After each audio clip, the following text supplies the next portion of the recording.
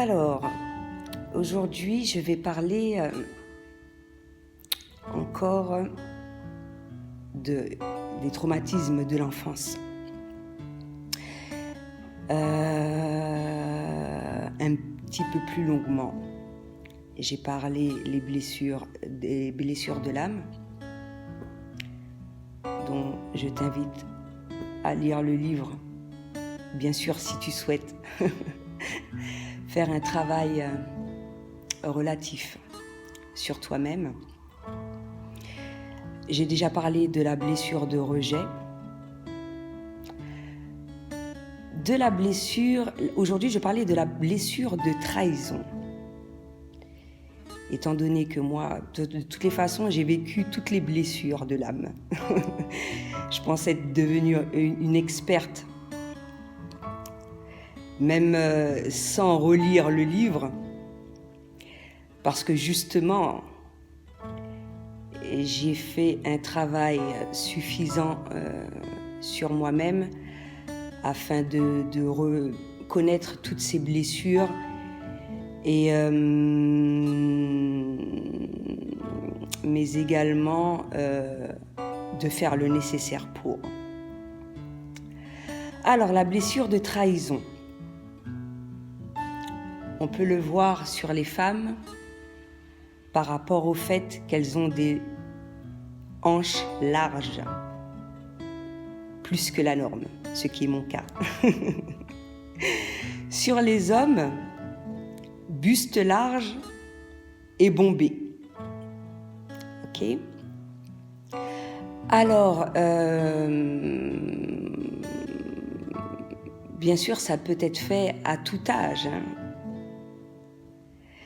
Mais, et, comme je le répète, selon les blessures, il y a un certain nombre de choses que tu vas reconnaître en toi. Alors,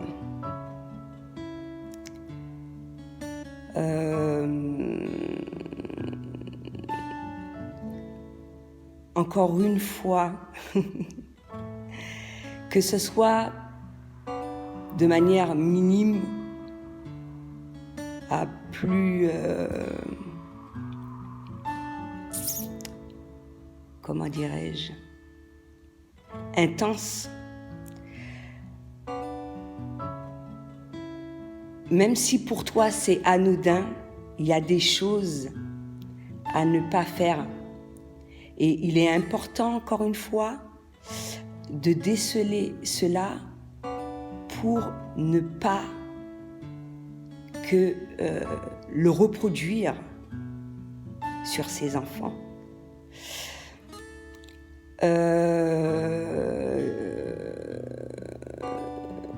Et justement, il y a un certain nombre de choses dont je savais déjà, dont j'ai souffert, parce que bon, tu sais quand tu en souffres quand même, tu sais quand tu as mal, quand on te fait un certain nombre de choses. Et tu fais de façon, en temps normal, à ce que, justement, tes enfants ne subissent pas ce genre de choses-là.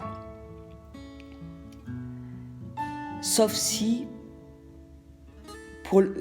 pour le cas des personnes qui n'en ont pas conscience. Ou il y en a qui peuvent avoir conscience et ne pas agir en conséquence également. Alors, l'une des choses qui est importante, les promesses non tenues. Pour moi, ça a été vraiment quelque chose de super important. Je ne faisais pas de promesses à mes enfants tant que j'en avais pas la certitude que ça n'aurait pas été possible de le faire. Parce que, justement, durant mon enfance, on m'a promis un certain nombre de choses et bien au contraire, promis monts et merveilles, et en retour, j'ai vécu l'enfer. Ok ?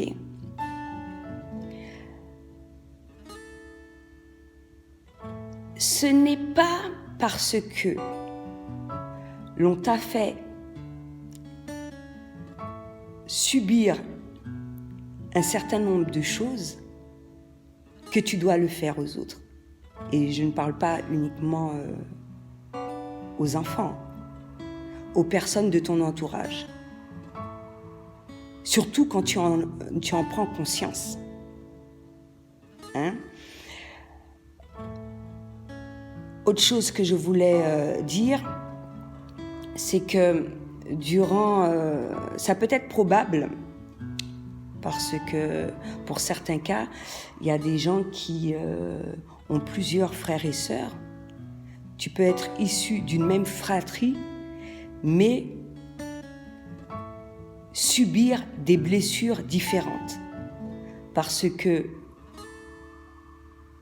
l'un des parents, ou tous les deux, vont agir de manière totalement différente vis-à-vis de tel enfant. Et j'en ai déjà parlé, faire de façon à ce qu'un enfant soit roi, ne rien lui refuser. Tu penses rendre service à ton enfant en faisant ça, or ce n'est pas le cas. Un enfant a besoin de limites. Et c'est à partir de cela qu'il saura ce que c'est le respect. D'accord ? Parce que beaucoup de parents déjà ne fixent pas ces limites, ne disent pas non, ne savent pas dire non. Et comment dirais-je ?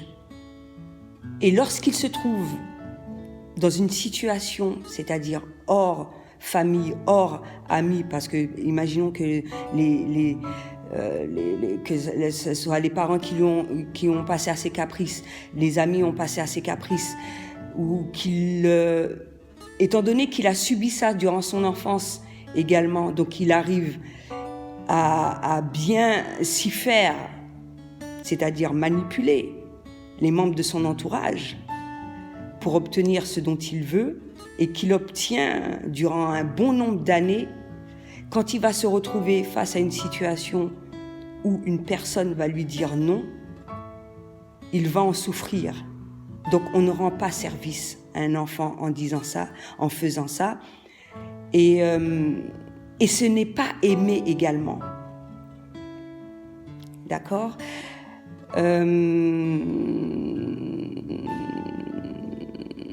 Et il est très important qu'un enfant sache quelles sont ses limites avant l'âge de 6 ans.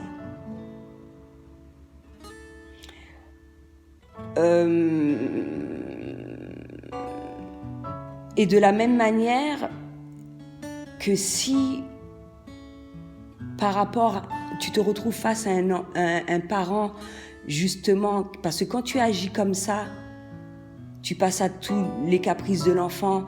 Certains cas, c'est en pensant obtenir quelque chose en retour, c'est-à-dire qu'il y a des cas où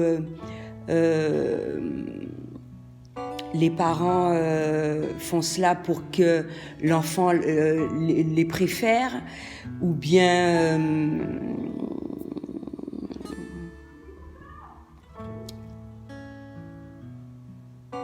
pour se faire passer pour quelqu'un de...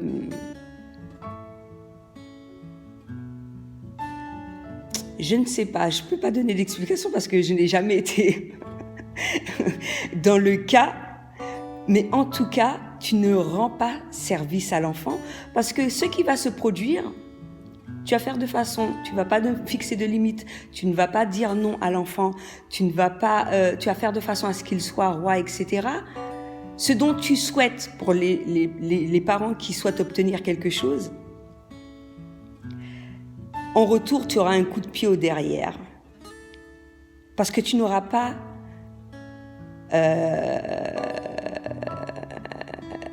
appris à cet enfant-là le respect et la reconnaissance. Parce que tout se mérite. Par contre, apprendre à un enfant que tout se mérite et que justement, quand il n'y a pas de faire avec, ça c'est quelque chose de merveilleux. Là, tu aimes un enfant, tu l'aimes, tu l'aides à grandir dans de bonnes conditions. Ensuite, il y a le mensonge.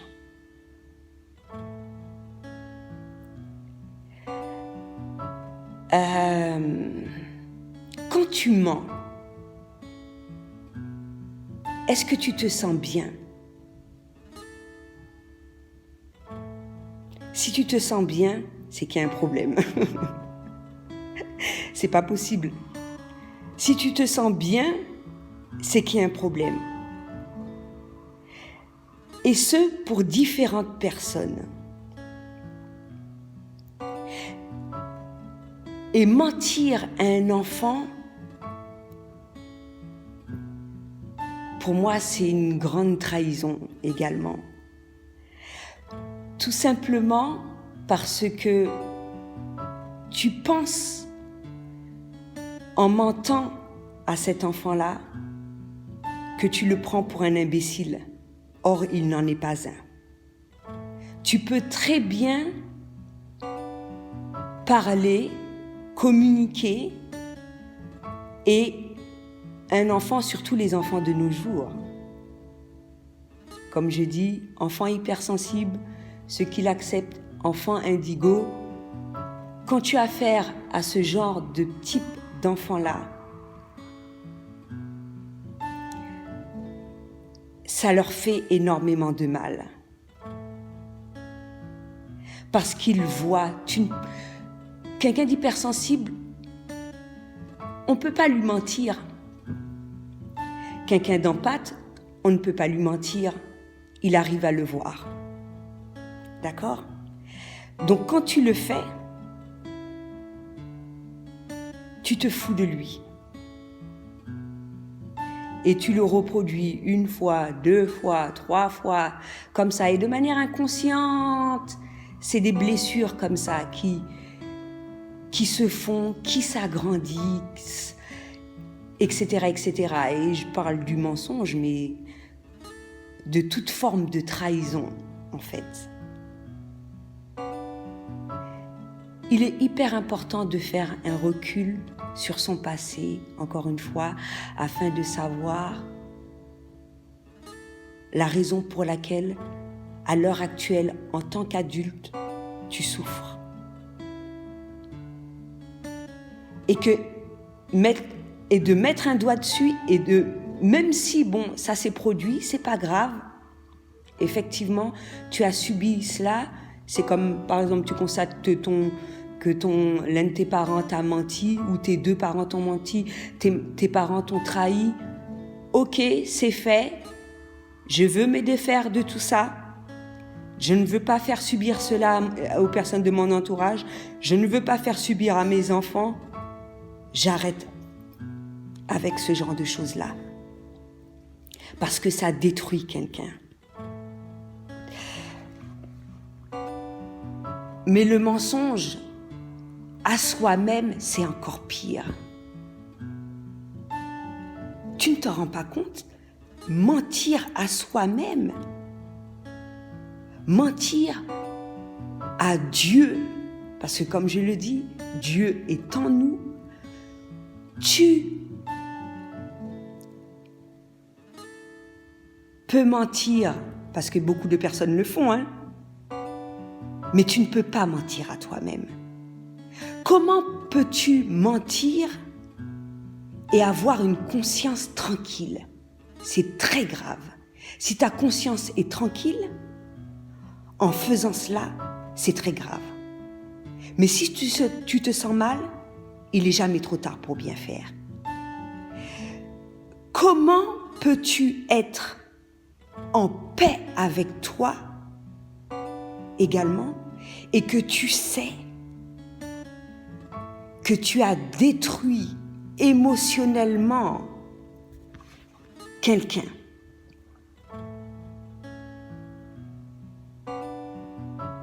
Quand tu constates que tu as fait tout ça là, tu as fait des promesses non tenues, tu as menti, parce que j'ai dit ça, promesses non tenues, ça fait mal, mensonge, ça fait mal, détruire un enfant ou une personne de quelle que soit la manière, ça fait mal. Tu constates que ça fait mal,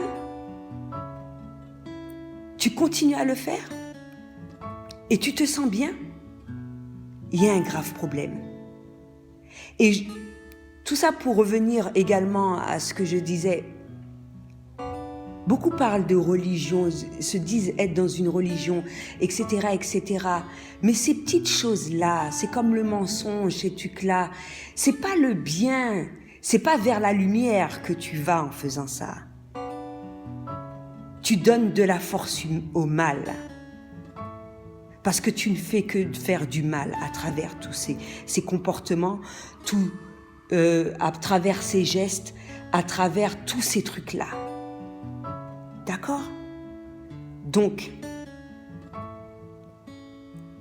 j'espère, à travers tout ce que j'ai dit aujourd'hui, ça te permettra un petit peu plus de savoir justement d'où provient ta souffrance, déjà, de mettre un petit peu plus un doigt dessus et surtout de te dire que même si tu as subi un certain nombre de choses, tu n'es pas dans l'obligation de le faire subir aux autres. Et qu'il est peut-être temps d'y mettre un terme à tout cela. Donc voilà, c'était tout ce que j'avais à dire pour aujourd'hui. À bientôt.